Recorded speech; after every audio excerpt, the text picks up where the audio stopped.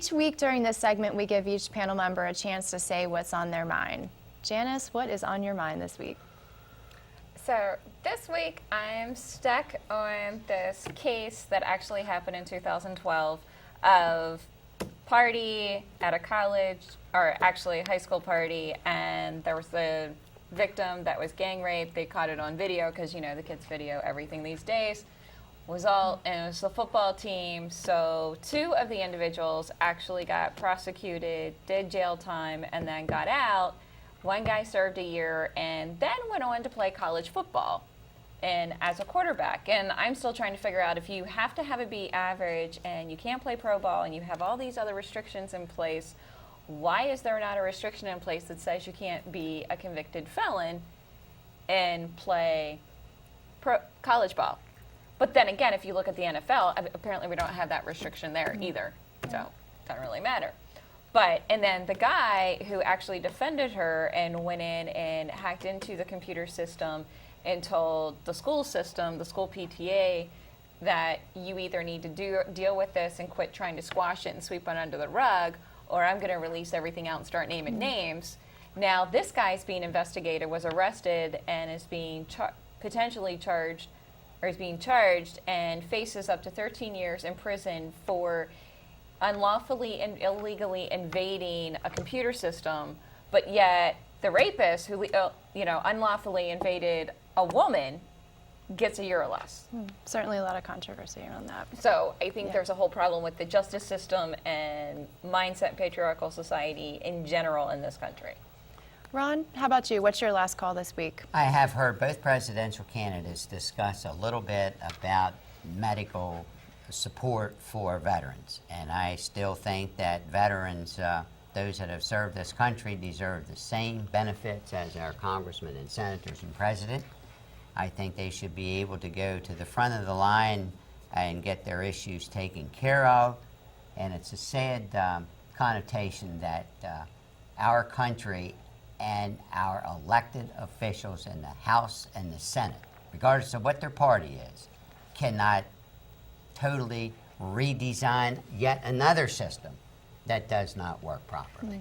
And that's been over president after president, and it's not just the one. John McCain should be the leader. If he wins, maybe he can change his platform and be the leader, because he certainly benefited by the expert medical care that he's received. How about you, Henry? For me, I'm going to reflect upon the youth in society today and respect. What I do as a side job in the evenings, I'll go out and referee games for high school contests. And what I've discovered is, over the last 15 years I've been out there running around on the field, that the respect for the coaches, respect for the referees, respect for the fans from the teenagers is quickly evaporating. Following one game, I had a coach ask a player to come up and do handshakes, and he told the coach to shut up. To me, I think that's horrible. The reflection of that is upon us as parents. And the bottom line is, we have to, whether we like the result of the game, whether we like the calls of the game, we need to set an example for our kids to accept that losing sometimes happens, mistakes sometimes happen, but the bottom line is, it's supposed to be a fun contest.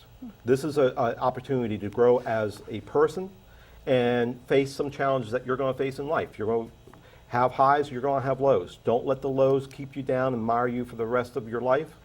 Pick yourself up and move beyond them. So I would encourage parents to step up and be leaders for your kids. And for kids, I know you're probably not watching this show, but if you are, start to show some respect to your elders and peers. Absolutely.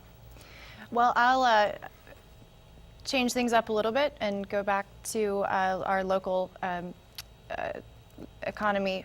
Leadership Washington County is celebrating their 30th anniversary. It's an organization that's very near and dear to me as a graduate. And if you saw in the Herald Mail the other day, they have a really nice insert in there about not only the current class, but about some of the accomplishments that have happened over the years. You know, how our local leaders have served on several boards, even gotten married. parents and children also have participated in the program, and I think it's a great opportunity to really get immersed in what the true hot topics are in Washington County. And if anybody out there is thinking about trying it out, talk to your employer now and get the ball rolling on it. It's definitely a really good opportunity. Well, that's all the time we have for tonight, but we hope that you will like us on Facebook and follow us on Twitter. And be sure to join us again next week for another visit to the FlipSide.